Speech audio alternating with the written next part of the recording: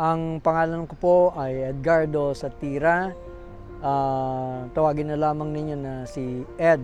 Ako po ay 68 years old already, a senior for that matter. Ako po ay isang dating broadcast journalist. I spent about 40 years as a broadcast journalist. Now, I am a community guide tour freelance. I am a graduate of a program between the National Commission of Senior Citizens and the Department of Tourism. I am basically a storyteller kasi po bilang isang journalist, nagkukwento ka po doon at yung kwento mo dapat ay accurate, dapat ay makatotohanan. So etong pagiging isang tourist guide, community tourist guide, magbibigay ho sa akin ng muling opportunity pagkatapos na ako'y mag-retire na maipagpatuloy yung aking passion as a storyteller. Second, dahil ho sa itong lugar na ito ay maaliwalas at maganda as a part, even before or now that it shows the history, the heritage of our past.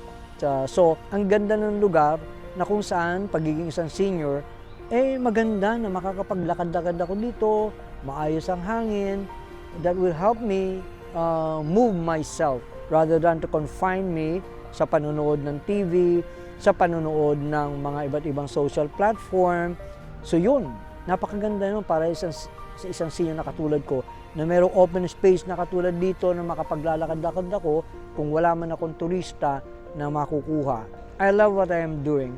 I am passionate about sharing the stories. I have the narratives. In fact, katotohanan, doon pa lang sa gate, pagpasok doon, inaalo ko na kaagad, magkukwento ako, would you like, kami lahat doon, would you like to avail of a tour guide? Syempre, may presyo po yun, dahil professional ka na eh. Pero doon pa lamang, kahit na parang hesitant, yung tourist, ang dikta ko kaagad doon, I have the stories, I have the narrative. Do you know, 450 years of colonization, 333 years during the Spanish colonization. Doon pa lang, may brief na akong kwento eh. What would you say inside the fort? Kukwento ko na yon. Doon pa lang, nagkakaroon na kagad ako ng piraso na kwento eh. Di baka naman lalong matuwa na baka may detalye pagpasok.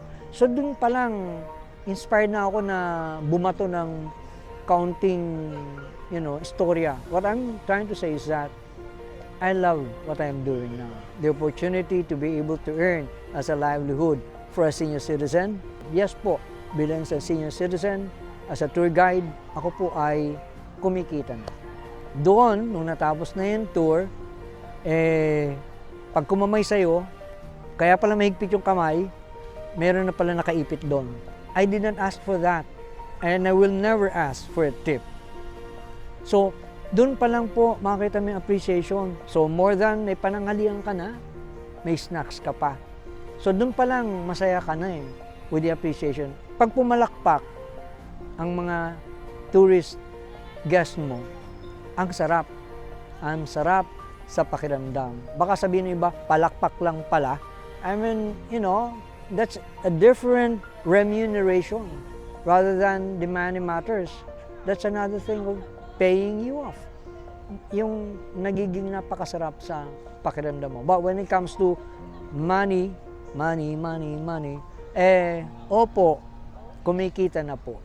NCSC, National Commission of Senior Citizens. Thank you very, very much. Maraming salamat.